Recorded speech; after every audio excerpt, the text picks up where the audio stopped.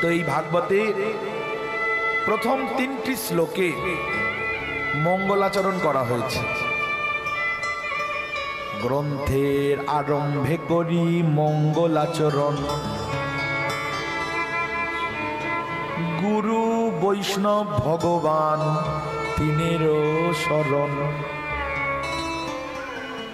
তিনেরও স্মরণে হয় বিঘ্ন বিনাশন,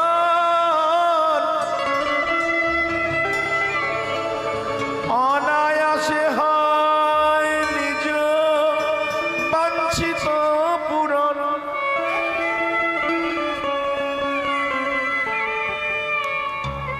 গ্রন্থ যে কোনো কাজ করতে গেলে মঙ্গলাচরণ করতে হয়। আমরা এগুলি লক্ষ্য করেছি কিনা একটু বুঝলেই বুঝতে পারবো, একটু ধরিয়ে দিলেই বোঝা যাবে। কিরকম বলে যে দেখুন, দোকানদাররা দোকান খুলে বসে আছে না, এরা যখন প্রথম দরজাটা খোলে, দোকানের দরজাটা, তখনও মঙ্গলাচরণ করে, প্রণাম করে। আর প্রথম খরিদ্দার যখন আসে, দোকানে ধূপ ধুনো দেওয়া, জল, গঙ্গা জল ছিটিয়ে দেওয়া, তারপরে খরিদ্দার আসলে প্রথম টাকাটা নিয়ে প্রণাম করে বাক্সেতে রাখে, বলে এটাই মঙ্গলাচরণ, এটা ব্যবসার মঙ্গলাচরণ। ডাক্তারবাবু তিনি অপারেশন করবে, কাঁচিটা কপালে ঠেকে নিলেন, বলে এটাই মঙ্গলাচরণ। ঘর থেকে বেরোবো, কোনো এক জায়গায় যাব, মাথাটা নিচু করে ঘরের ঠাকুরকে প্রণাম করে বেরোলাম, বলে এটাই যাত্রাকালের মঙ্গলাচরণ। সবকিছু ক্ষেত্রে মঙ্গলাচরণ করতে হয়। মঙ্গল আচরণ, যেমন আমাদের এখানে ভাগবত হবেন বলে সকলে কলস যাত্রা করলেন, বলে এটাই মঙ্গলাচরণ, ভাগবত সপ্তাহের মঙ্গলাচরণ। ছেলে মেয়ের বিয়ে হবে বলে তাতেও অধিবাস আদি হয়, বলে ওটাই মঙ্গলাচরণ। সব ক্ষেত্রে মঙ্গলাচরণ কেন করা হয়? মঙ্গলাচরণ বলে মঙ্গলাচরণ করলে কি হয়? বিঘ্ন বিনাশ হয়,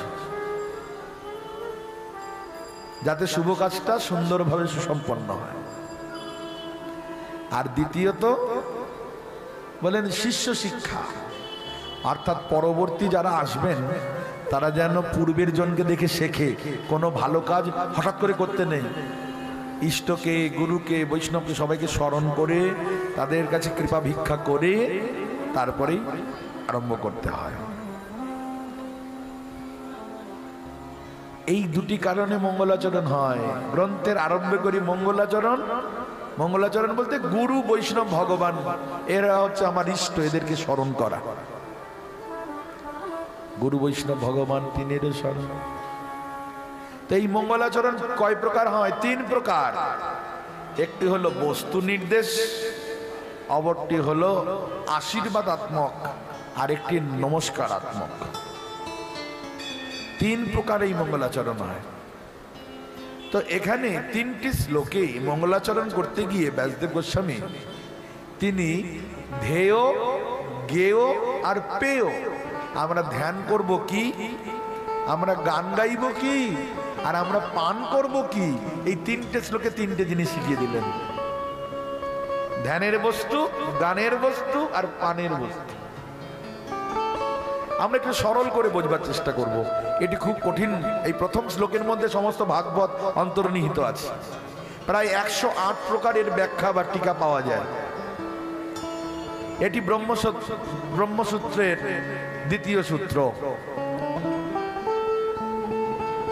এই প্রথম শ্লোকে শার্দুল বিক্রীড়িত শ্লোকে বর্ণিত হয়েছেন ভগবানের স্বরূপ, কার্য, তার সৃষ্ট এই জগৎ, তার শক্তি মায়া, এবং ব্রহ্মা পর্যন্ত তাকে যে বুঝতে পারেন না, এ সমস্ত বর্ণনা হয়েছেন।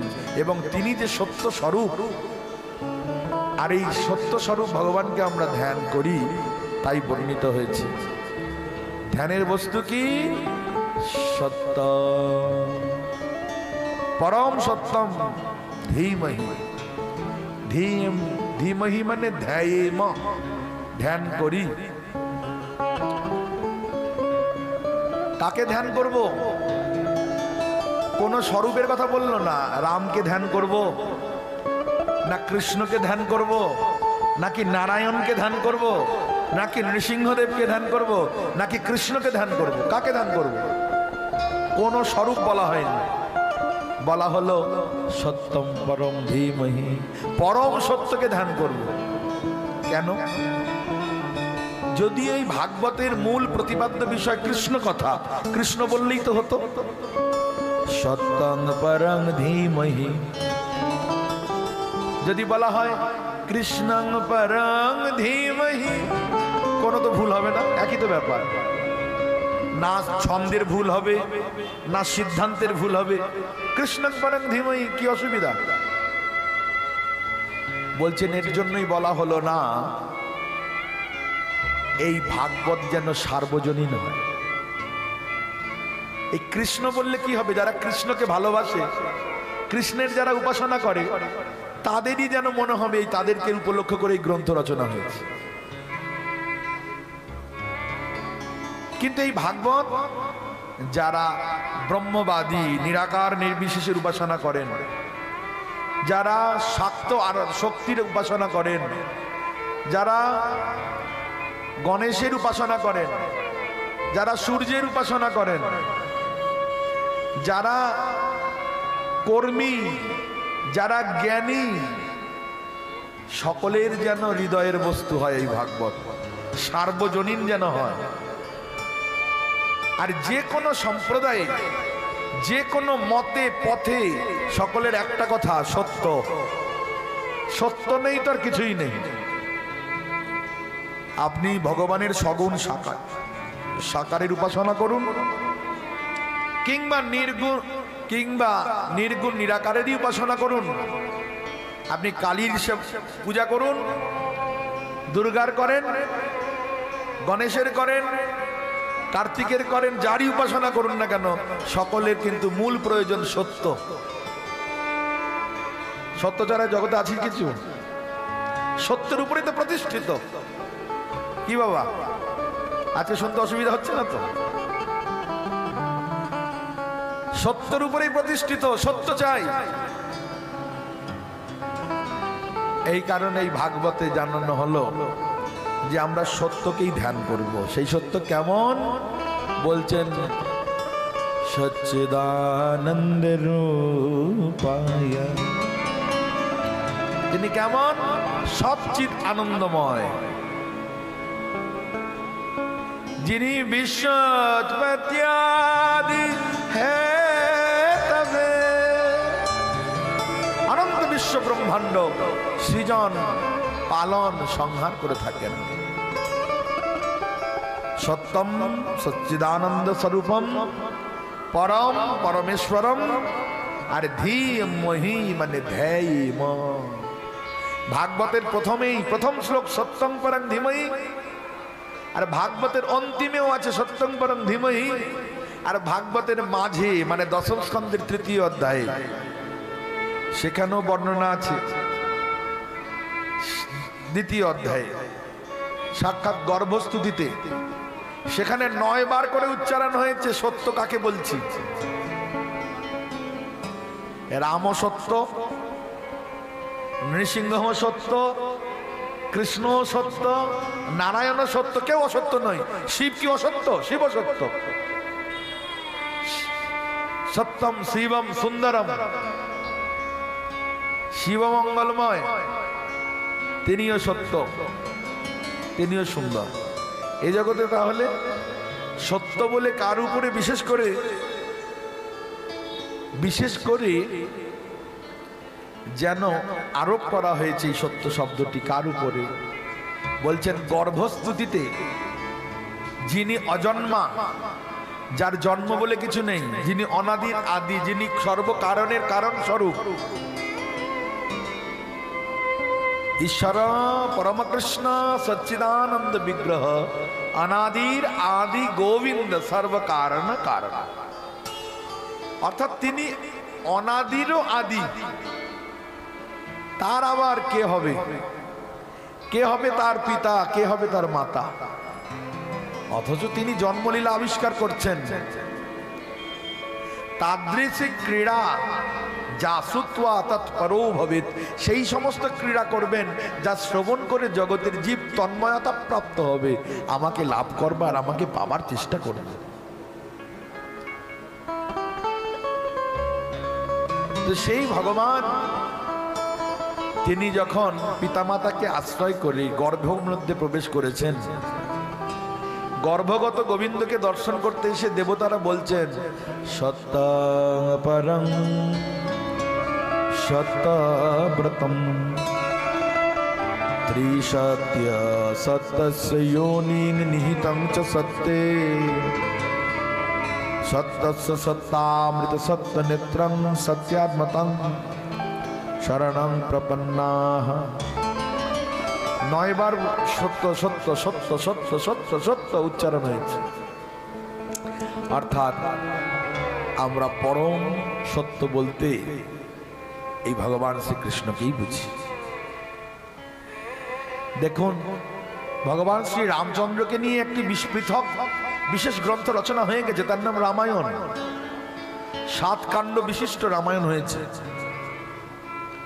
নৃসিংহ পুরাণ হয়েছে, গরুড় পুরাণ হয়েছে, বামন পুরাণ হয়েছে, ব্রহ্মাণ্ড পুরাণ হয়েছে, কিন্তু কৃষ্ণর নামে কোনো পুরাণই নেই।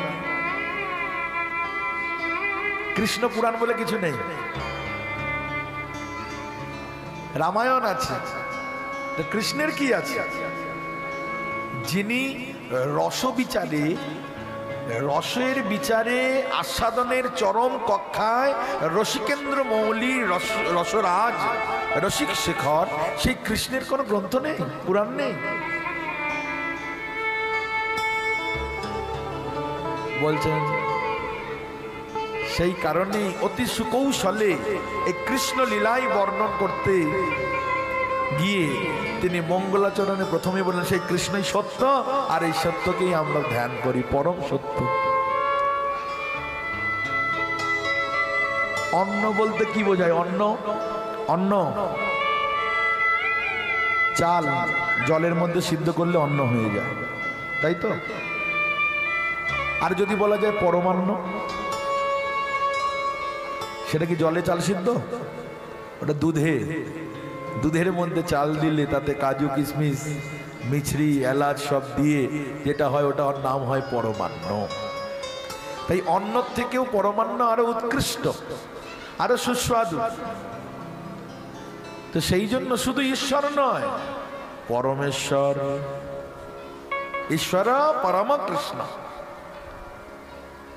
পরমেশ্বর শ্রী ভগবান, যিনি জন্মাদ্যস্বয়তন্ময়াদিতরতঃশ্চার্থে সভিজ্ঞ স্বরাট, সাক্ষাৎ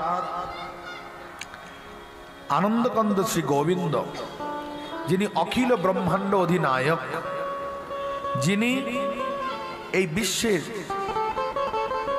সম অনন্ত ব্রহ্মাণ্ড সৃজন কার্যে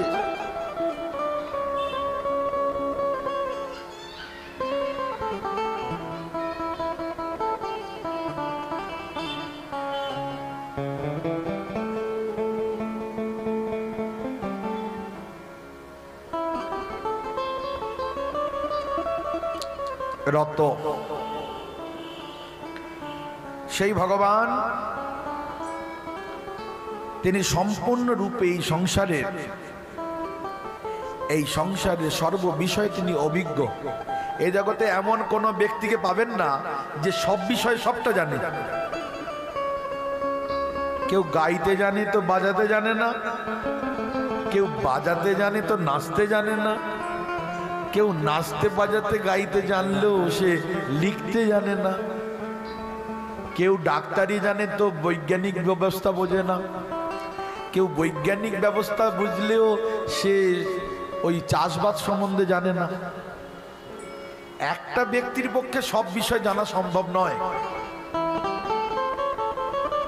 একটা ব্যক্তি শরীরের চিকিৎসা করতে গিয়ে সে শুধুমাত্র হার্ট সম্বন্ধে, হৃৎপিণ্ড বিষয়ে জানে, বিশেষজ্ঞ হার্ট স্পেশালিস্ট। তিনি স্কিন সম্বন্ধে বোঝেন না, চামড়া জানে না। আবার যিনি চামড়ার ডাক্তার সে আবার লিভার বিষয়ে জানে না। আবার এমন আছে কিডনির ডাক্তার, সে চোখের ব্যাপারে জানে না, তার জন্য আলাদা ডাক্তার, ইএনটি স্পেশালিস্ট, সব আলাদা আলাদা ব্যাপার। একটা শরীরের সম্পূর্ণ অঙ্গের ডাক্তার পাওয়া মুশকিল, যদিও বা পাওয়া গেল। বাচ্চাদের ডাক্তার আবার আলাদা, চাইল্ড স্পেশালিস্ট। দেখুন কত ভাগ। একজনের পক্ষে পুঙ্খানুপুঙ্খ ভাবে সম্পূর্ণ জ্ঞান লাভ করা বড় কঠিন, কিন্তু তিনি ভগবান, তিনি হলেন অভিজ্ঞ স্বরাট। সেনৈব রাজতে স্বরাট, যিনি এই বিশ্ব সংসার, এই বিশ্ব সংসারের সর্বজ্ঞ, সব বিষয়ে তিনি পূর্ণরূপে জানেন। আমরা কতটুকুনি জানি, কতটুকুনি আমাদের জ্ঞান। নিজের পিঠটা পর্যন্ত এখনো ভালো করে দেখতে পারিনি, বাইরে ভেতরের কথা বাদ দিন। আমার কিডনিটা কেমন আছে, আমার হৃৎপিণ্ডটা, লিভারটা কেমন আছে, ওসব তো ভেতরের ব্যাপার, দেখতে পারিনি, দেখলেও ভয় লাগবে। নিজের যেটুকুনি দেখা যাচ্ছে বলে সেই নিজের পিঠটাও দেখতে পাইনি। দেখতে পেয়েছেন যার যার নিজের পিঠ? আরে পিঠ দেখা দূরের কথা, একটু নিজের পিঠটা হাত বোলাবেন তাও কঠিন ব্যাপার। আর আমরা বলছি আমরা অনেক জানি, আমরা একেবারেই অনভিজ্ঞ। একমাত্র তিনিই হলেন অভিজ্ঞ, তিনি সম্পূর্ণভাবে সবকিছু পুঙ্খানুপুঙ্খ জানেন, পূর্ণরূপে জ্ঞানী, তাই তো তিনি অভিজ্ঞ। এবং পূর্ণরূপে তিনি স্বতন্ত্র। এ জগতে আমরা কেউ স্বতন্ত্র নই। সময় মতো জলটা যদি না আসে, স্নান করা হবে না।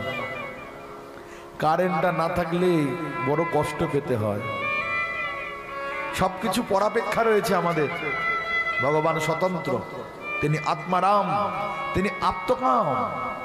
একটু মনের দুঃখটা কাউকে না বলতে পারলে শান্তি হয় না। আর একটা ব্যক্তির দরকার, আর একটা জিনিস, হয়তো টিভি চাই কি মোবাইলটা চাই, নাহলে মনে আনন্দ হচ্ছে না। কোন ব্যক্তি বা বস্তুর অপেক্ষা আছে আমাদের। কিন্তু ভগবান তিনি স্বতন্ত্র, পূর্ণরূপে স্বতন্ত্র, আত্মারাম আত্মকাম। নিজেতেই নিজে তিনি আনন্দ পান, নিজেতেই নিজে তিনি পূর্ণ। সেই জন্য তিনি পূর্ণরূপে স্বতন্ত্র, তাই তিনি স্বরাট। এমন ভগবানকে ব্রহ্মা, আদিকবি ব্রহ্মা পর্যন্ত বুঝতে পারে না। আমরা তো সাধারণ মানুষ, আমাদের এই ক্ষীণ বুদ্ধি দিয়ে তাকে কি করে জানবো, কি করে বুঝবো? সেই সে জানিতে পারে চৈতন্যের কৃপা যারে, হয় যার তার দাস অনুদাসের সঙ্গ। তার দাস অনুদাসের সঙ্গ হলে, তার করুণা কৃপা যদি এসে উপস্থিত হয়, তবেই তাকে জানা যায়, চেনা যায়, বোঝা যায় কিঞ্চিত। তাই বললেন শুক ব্যক্তি ব্যাস ব্যক্তি, রাজন ব্যক্তি বা ন ব্যক্তি, নৃসিংহ প্রসাদাৎ শ্রীধর সর্বম ব্যক্তি। এই ভাগবত রূপী ভগবান, যাকে ব্যাসদেব জানেন, সুখদেবও জানেন, মহারাজা পরীক্ষিত জানেন কি জানেন না বোঝা যাচ্ছে না। তবে নৃসিংহদেবের কৃপায় শ্রীধর স্বামীপাদ সবটাই জানেন। তো ভগবানের কৃপা যার উপরে হবে, তিনিই একমাত্র বুঝতে পারবেন যে ভগবানের স্বরূপ কেমন, কি তার কার্য। ব্রহ্মা পর্যন্ত বুঝতে না পেরে নেতি নেতি বিচার করছেন, তিনিও মুহ্যমান দশা প্রাপ্ত হচ্ছেন। তাই তো বলছেন তেন ব্রহ্মা হৃদয় আদি কবয়ে মুহ্যন্তি ইয়ৎ সূরয়। এমনই সেই ভগবান, তিনি কি করলেন না যথা বিনিময়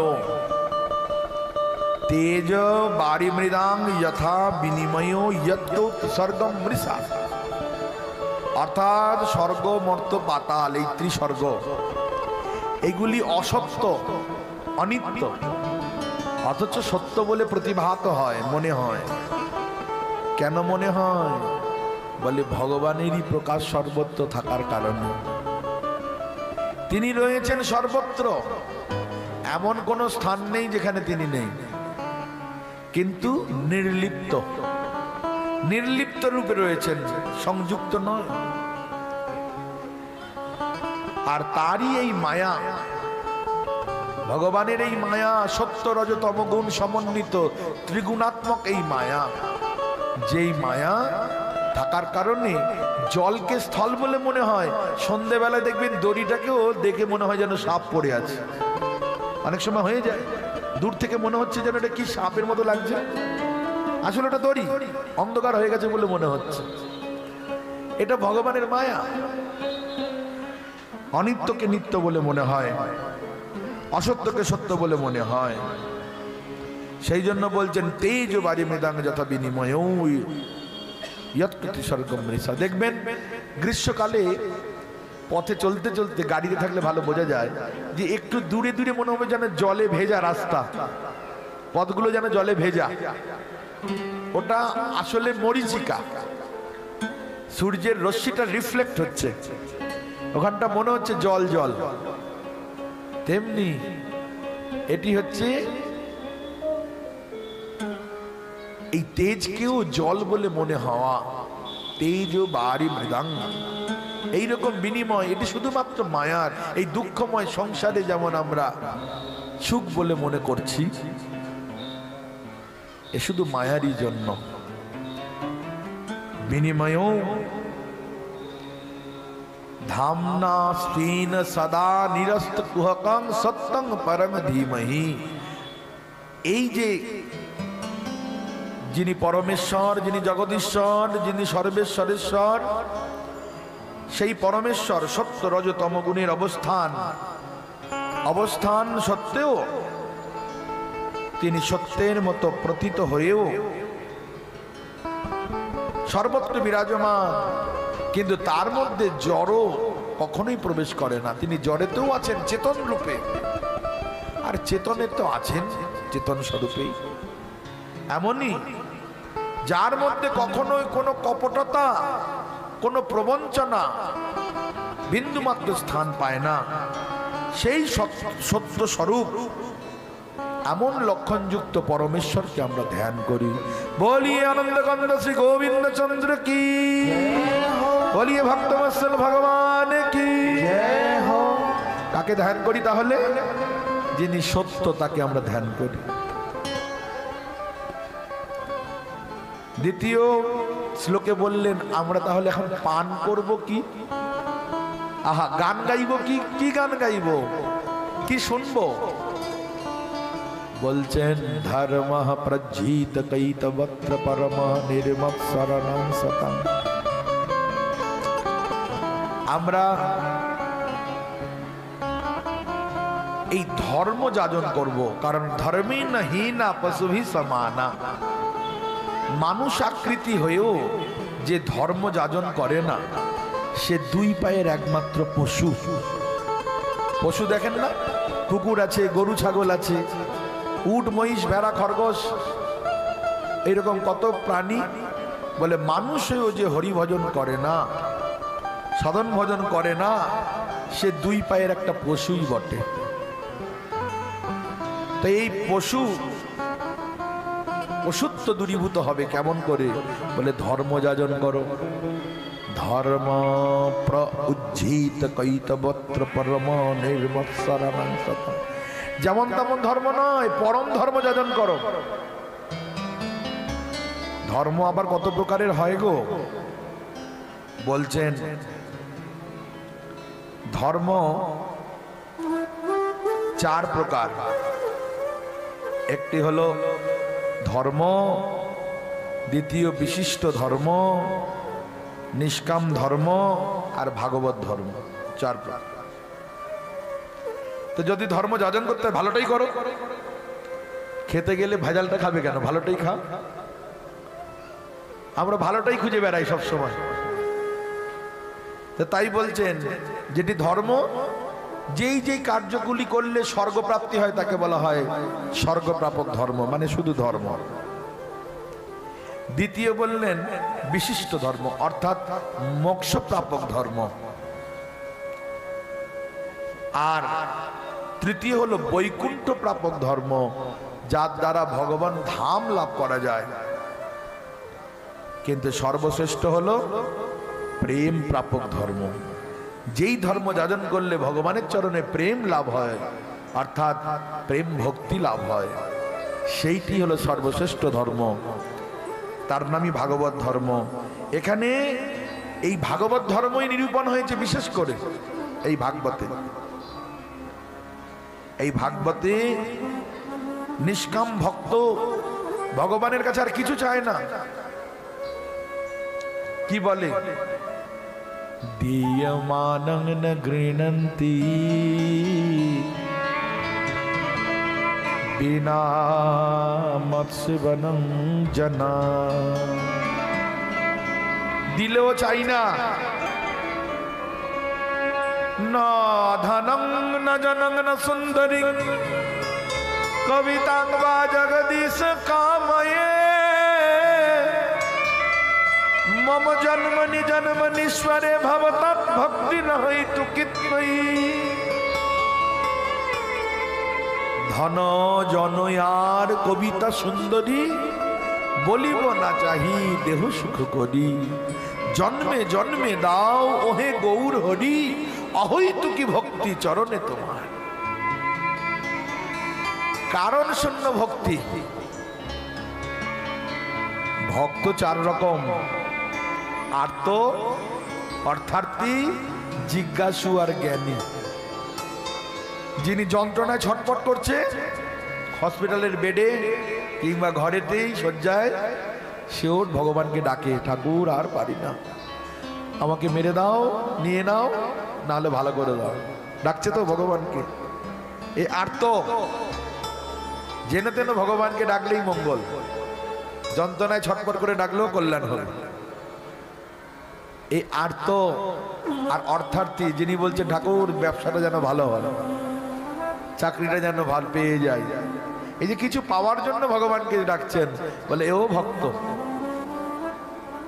যিনি জিজ্ঞাসু, যিনি জেনেছেন একজন কেউ আছেন যার জন্যই এই বিশ্ব সংসার সুচারুভাবে পরিচালিত হচ্ছেন, ইনিও ভগবানের ভক্ত।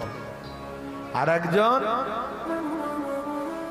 জ্ঞানী, যিনি বুঝে গেছেন তিনি আছেন বলেই সব আছে, তিনি নেই তো কিছুই নেই।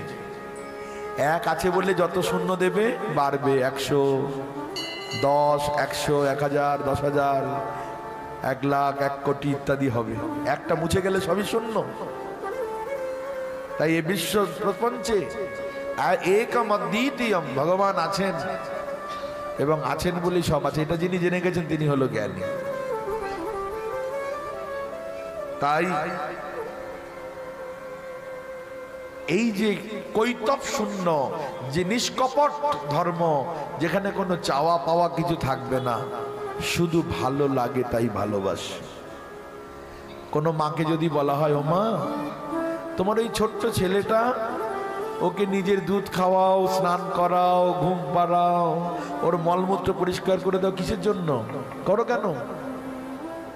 ও বড় হয়ে তোমাকে দেখবে তার জন্য। মা কি বলবে?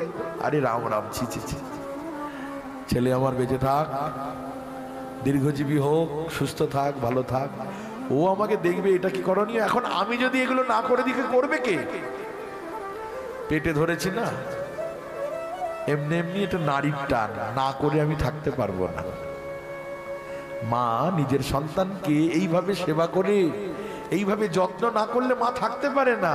তাই জন্যই এটা নারীর টানের, এটাই ভালোবাসার লক্ষণ। তেমনি যেদিন ভগবানকে কোনো কিছু চাওয়া পাওয়ার জন্য না, তোমাকে ভালো না বেশি আমি থাকতে পারবো না, এটাই হলো শুদ্ধ ভক্তি। ভালো লাগে তাই ভালোবাসি, কিছু চাওয়া পাওয়ার জন্য না। তাই এই ভাগবত ধর্ম নিরূপিত হয়েছে, পরম প্রেম রূপ ধর্মে নিরূপণ হয়েছে এই শ্রীমদ্ ভাগবতে।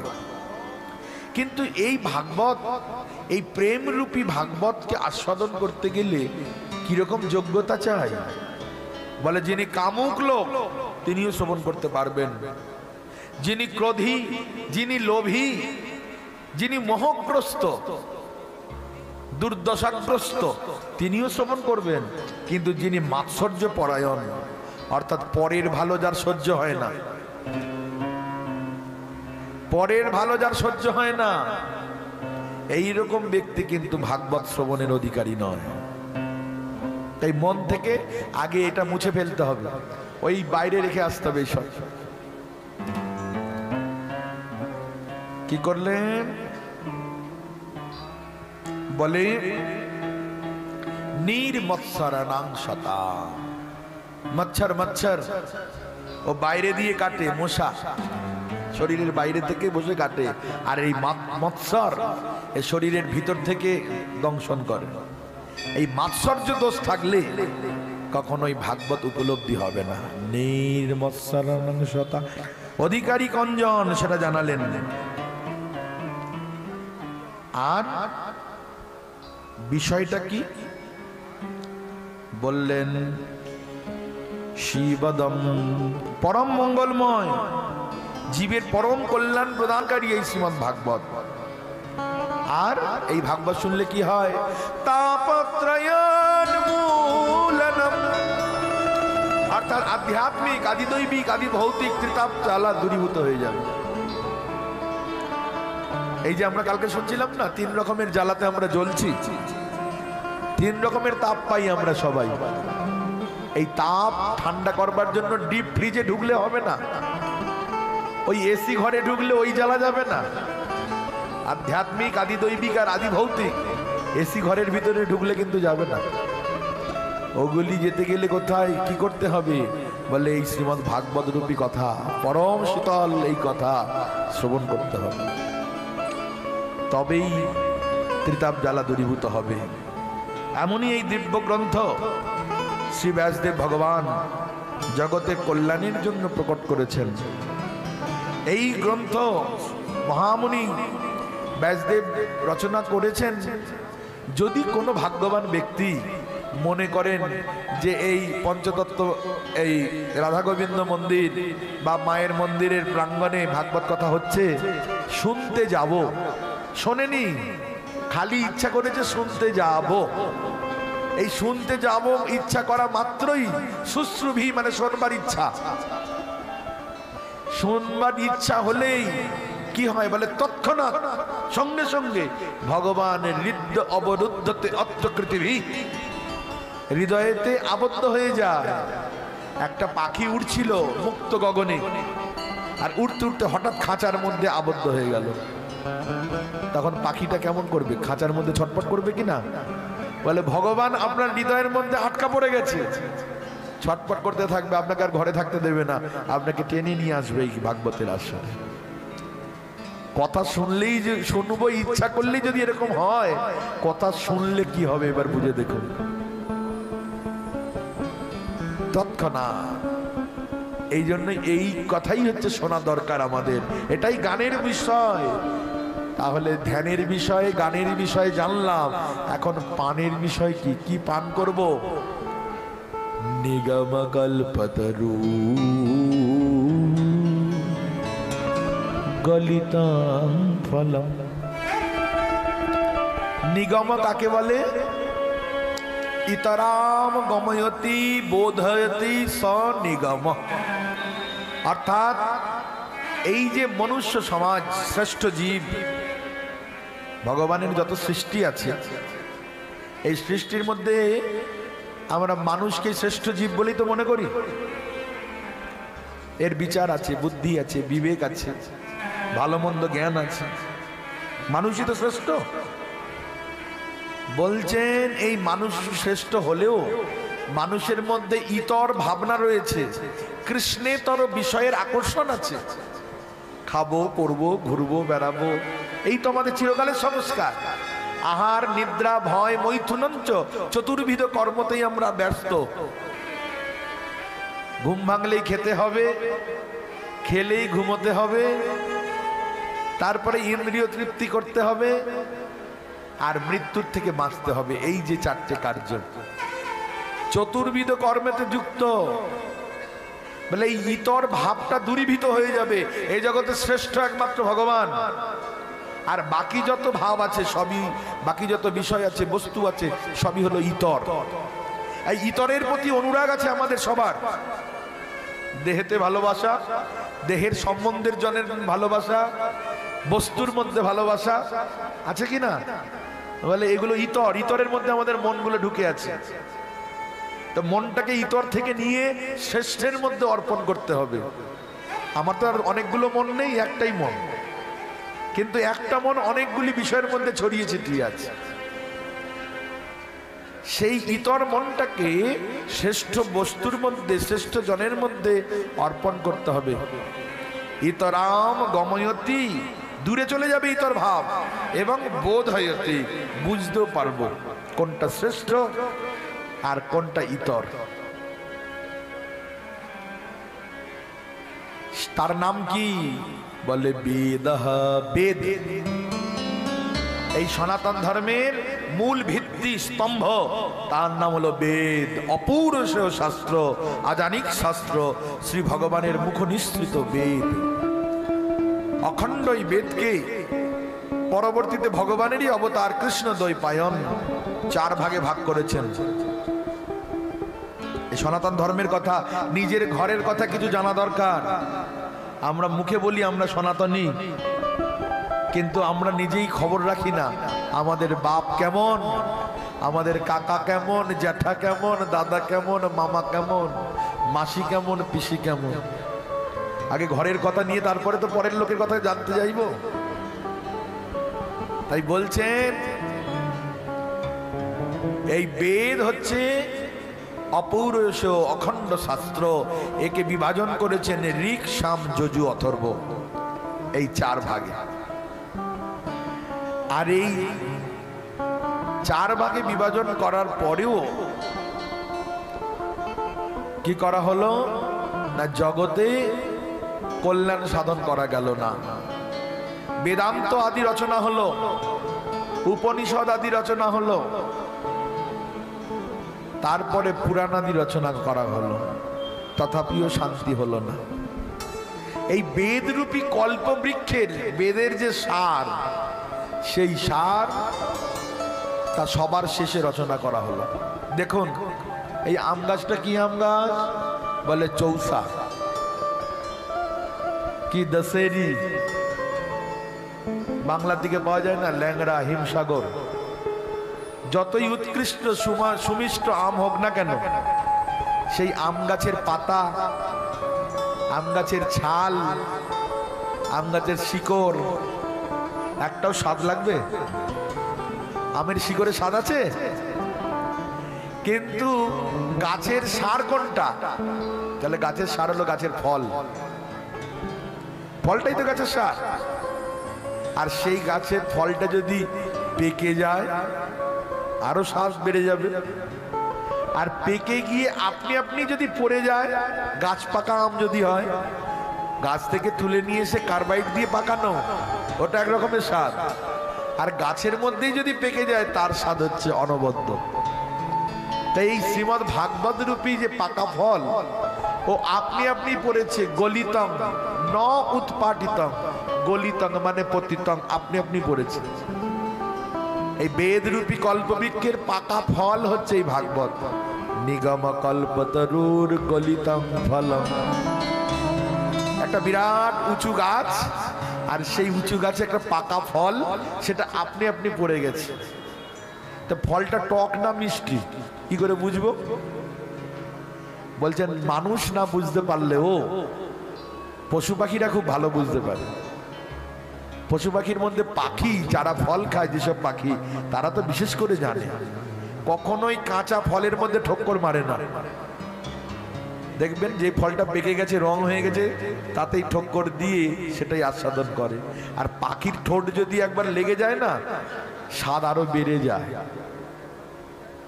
তাই বেদরূপী কল্পবৃক্ষের পাকা ফল যদি শ্রীমদ্ ভাগবত হয়, এই ভাগবত রূপী পাকা ফলের মধ্যে কি করেছে বলে, মহামুনি বিতরাগ সন্ত পরিব্রাজক আচার্য বর্জ্য, যিনি একটা গাই দুইতে গাভী গরু দহন করতে, অর্থাৎ গাই দুইতে হয় না, যতক্ষণ সময় তার বেশি একটা জায়গায় থাকেন না, এইরকম যিনি, তিনি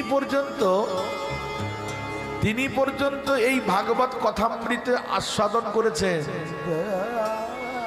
তিনি কি করেছেন না, 7 দিন 7 রাত ধরে এই কথা শ্রবণ করিয়েছেন, নিজে শ্রবণ করে আবার মহারাজ পরীক্ষিতকে শ্রবণ করিয়েছেন। তাই এই কথা আরো সুস্বাদু হয়ে গেছে। নিগম কল্পতরুর গলিতং ফলম শোক মুখদামৃত দ্রব সংযুতম। একেতেই মিষ্টি পাকা ফল, তাতে আবার পাখির ঠক্কর লেগে গেছে, আরো মিষ্টি হয়ে গেছে। এখন কি করবেন বলেন, পিবত ভাগবত রসমালয় মুহুরহ, এই পাকা ফলটা পান করো। বাংলায় কিছু কিছু কথা না ভুল বলা হয়, আমরা কি বলি, জল খাও, আবার বলে ভাত খাও, দুটোই খাওয়া, কিন্তু হিন্দিতে পানি পি লো আর ভাত খা লো, রুটি খা লো। তো যেটা চিবনো হয় সেটাকে খাওয়ার কথা বলে, আর যেটা পান পেয় বস্তু ওটাকে পান করে নাও। তাই বলছেন ফলটা, পাকা ফলটা পিবতম, পান করো। ফল কি কখনো পান করা যায়? ফলের রস পান করা যায়, ফল পান করা যায়। আপনাকে কেউ একটা পাকা আম দিয়ে দিল আর বলল যে আমটা পান করো, হয়? যদি আম থেকে জুসটা, রসটা বার করে গ্লাসে দেয়, এই আমটা, এই রসটা পান করে নাও, আমরস, তাহলে পান করা যায়। এখানে বলছে আমটা, পাকা আমটা দিয়ে বলছেন পিলো, কেমন করে হবে?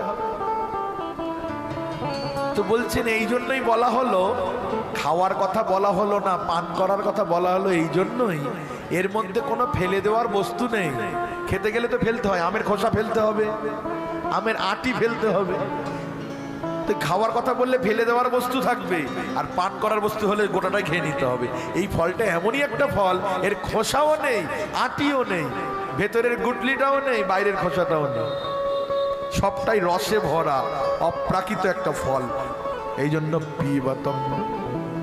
কতক্ষণ পান করবে বলেন, মুহুর্মুহ, বারবার বারবার পান করো, নিরন্তর পান করো। পিবতম ভাগবতম রসমালয় মুহুর্হ, মুহুর্মুহু, বারবার পান করো, বারবার পান করো, অভাব নেই তো। এই জগতে যতই ভালো সুন্দর সুমিষ্ট আম হোক না কেন, আপনি কতক্ষণ খাবেন? পেটে খিদে আছে যতক্ষণ, আর একটা খান না, আর পারবো না, পেট ভরে গেছে, আর একটা খান না, না না, মোটেই না। কিন্তু এই ভাগবত কথামৃত এইরকম সুবঙ্গ ফল, যতই পান করবেন ততই আরো ইচ্ছা করবে, আরো পান করবো, আরো পান করবো, আরো পান করবো, মুহুরহ, বারবার বারবার। যে যত পান করেছেন না, তার তত অতৃপ্তি। বলছেন রসিকা ভুবি ভাবুকা। সুন্দর সুন্দর রান্না করেছেন, নিমন্ত্রণ করেছেন কোনো ব্যক্তিকে, আর তাকে পরিবেশন করছেন, সে বলে না এটা দেবেন না, এটা তো একটুখানি নাও, না না না এটা পারবো না, আরে এটা একটু না, না না মোটেই না। তখন কি মনে হবে, কষ্ট করে রান্না করলাম, এই লোকটা খেতেই জানে না। যে খেতে জানে না তাকে খাইয়ে সুখ হয় না। আর যিনি কবজি ডুবিয়ে খেতে জানে, রসিক, আগে এটা দিয়ে খেতে হবে, তারপরে এটা দিয়ে খেতে হবে, বলে বাহ, সত্যি আমার করাটা সার্থক হলো। সেই জন্য বলছেন ভাগবত তো সবাই শুনবে, তবে তাদেরকে বেশি করে শোনানো হবে। কাদেরকে বলে? রসিকা ভুবি ভাবুকা, যারা ভাবুক, যারা রসিক, তাদেরকে বেশি করে শ্রবণ করানো হবে। বলিয়ে শ্রীমদ্ ভাগবত ভগবান কি জয় হো। এই শ্রীমদ্ ভাগবতের 3টি শ্লোকে মঙ্গলাচরণ করার পর নৈমিষারণ্যে সাক্ষাৎ সুত গোস্বামী